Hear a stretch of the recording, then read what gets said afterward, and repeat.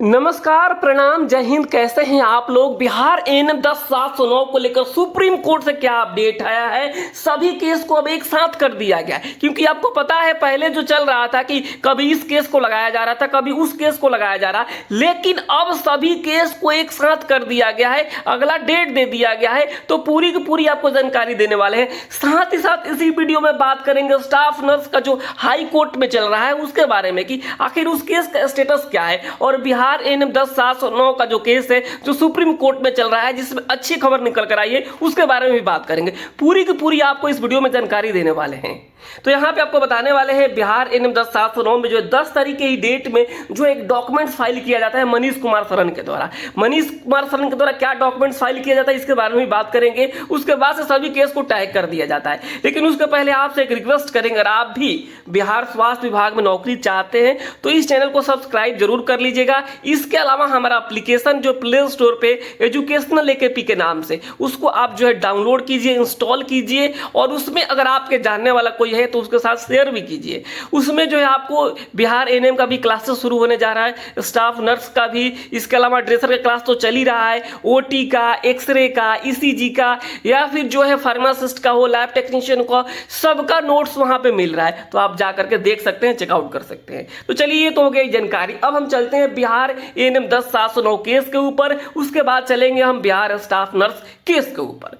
तो देखिए, सबसे पहले हम बात करते हैं, यहाँ पे देखिए जो एक डॉक्यूमेंट्स फाइल किया जाता है मनीष कुमार सरन के द्वारा, जो कौन है, जो शेखर जी या फिर सुधांशु जी की वकील है सुप्रीम कोर्ट में, एओआर है, ठीक है।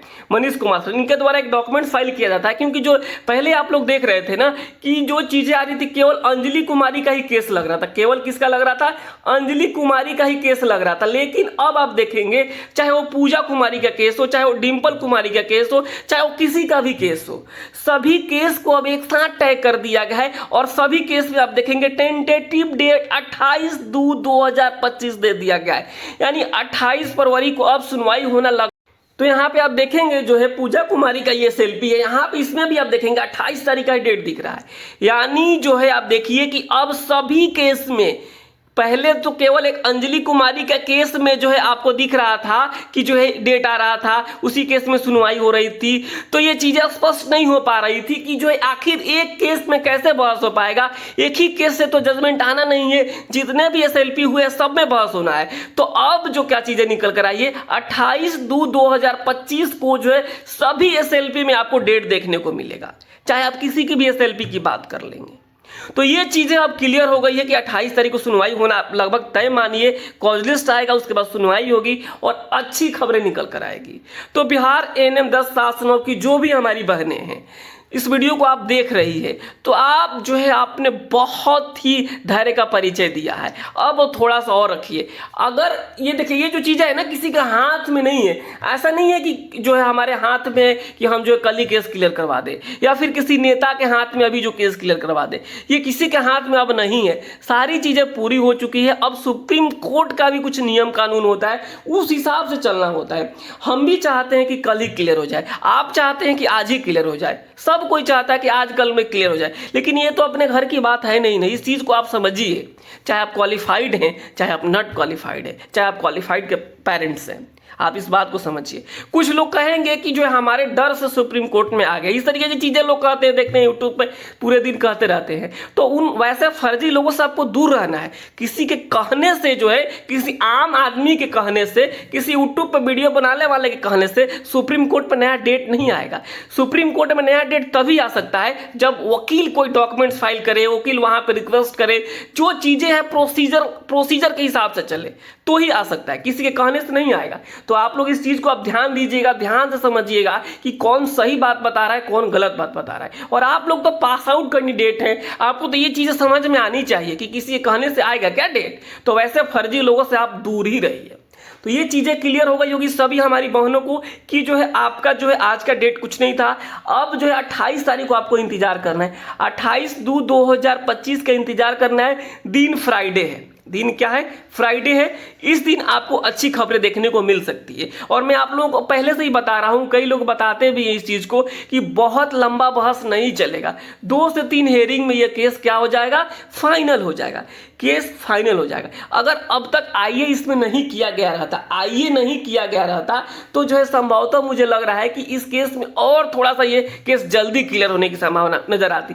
लेकिन आईए की वजह से भी थोड़ा डिले हुआ, थोड़ा पेपर वर्क, कभी किसी की गलती कभी किसी की गलती, ये सारी चीजें होती रही, जिसके वजह से यह केस इस मुकाम पे पहुंचा है कि हमारी सभी बहनों को, मतलब कह रहे हैं ना कि बेहद बेहद अधिक इंतजार करना पड़ रहा है।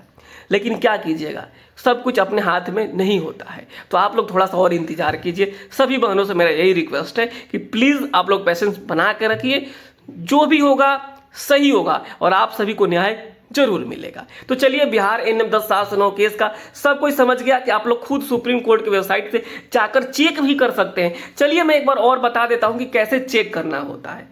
तो आपको क्या करना है, सीधे सुप्रीम कोर्ट की वेबसाइट पे जाना है, गूगल पे जाकर के क्या सर्च करना है, गूगल पे जाकर सर्च करना है ई सुप्रीम कोर्ट केस स्टेटस। ठीक है, इस तरीके से आप टाइप करेंगे तो आपके सामने इस तरीके से पेज ओपन हो जाएगा और वहां पे जाकर आपको पार्टी नेम पे सिलेक्ट करना है और यहाँ पे जो है रिस्पोंडेंट सिलेक्ट कर लेना है।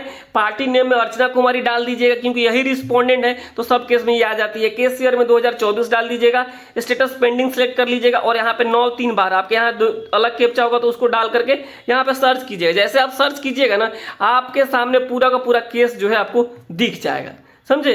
तो आप लोग खुद से भी जो है ये चीजें चेक कर सकते हैं, आपको बार बार किसी की वीडियो देखने की भी जरूरत नहीं है और मैं बार बार वीडियो लेके आता भी नहीं हूं, क्योंकि आपका समय कीमती है, इस चीज को मैं समझ रहा हूं और हमारा समय भी कीमती है। तो आप ज्यादा समय इधर उधर ना गवाएं तो बेहतर होगा। अब 28 तारीख को जो है केस की सुनवाई होने वाली है, तो इसके पहले जो है कुछ ऐसा अपडेट आएगा तो ही मैं वीडियो लेके आऊंगा, वरना वीडियो हमारी नहीं आएगी। तो आप लोग बिल्कुल धैर्य बना के रखिएगा और यहाँ सर्च कीजिएगा तो जो है आपको सारी चीजें देखने लगेगी। अब हम चलिए बात कर लेते हैं थोड़ा सा स्टाफ नर्स के केस को लेकर के। और आप एएनएम वाले हैं तब भी आप इस वीडियो को भी देखिए किस तरीके से जो है केस फंस जाता है। यहाँ पे आप एग्जाम्पल के तौर पर आप समझ सकते हैं। ये देखिए, ये जो है पटना हाई कोर्ट में केस किया गया है जीएनएम के द्वारा। यहाँ पे देखिएगा डेली यह केस जो होता है ना, डेली कैरी फॉरवर्ड हो रहा है। पहला जो डेट आया था सुनवाई होने का 22 जनवरी को, फिर आया 23 को, फिर 24 को, 27 को, 28 को, 29 को, 30 को, 31 को, 4 फरवरी, 5, 6, 7। ये देखिए इस तरीके से डेली कैरी फॉरवर्ड हो रहा है, कभी सुनवाई नहीं हो रहा है इस केस में, समझे आप लोग। तो इस चीज को समझिएगा, कोई भी मामला जब चला जाता है ना कोर्ट में, तो चीजें इस तरीके से हो जाती है कि अपने हाथ में नहीं रहता है। तो स्टाफ नर्स का भी केस का ये हाल है और आप लोग एएनएम वालों का केस का हाल तो आप समझ ही लिए। तो चलिए, इस वीडियो में इतना ही है। आप सभी से यही रिक्वेस्ट है कि आप सभी बिल्कुल धैर्य बना के रहिए, अपना जो है समय है उस समय का सही सदुपयोग कीजिए। आप पढ़ाई लिखाई कीजिए, कहीं से भी पढ़िए, किसी से भी पढ़िए, लेकिन आप पढ़िए, बहुत ही ज़रूरी चीज़ है आपके लिए। तो फिलहाल इस वीडियो में इतना ही है। चाहे आप एएनएम हैं चाहे आप जीएनएम हैं, आपको आपके हिस्से की जानकारी मिल गई होगी। आप सभी को नमस्कार, धन्यवाद, अपना ख्याल रखिए और चैनल को सब्सक्राइब जरूर कर लीजिए।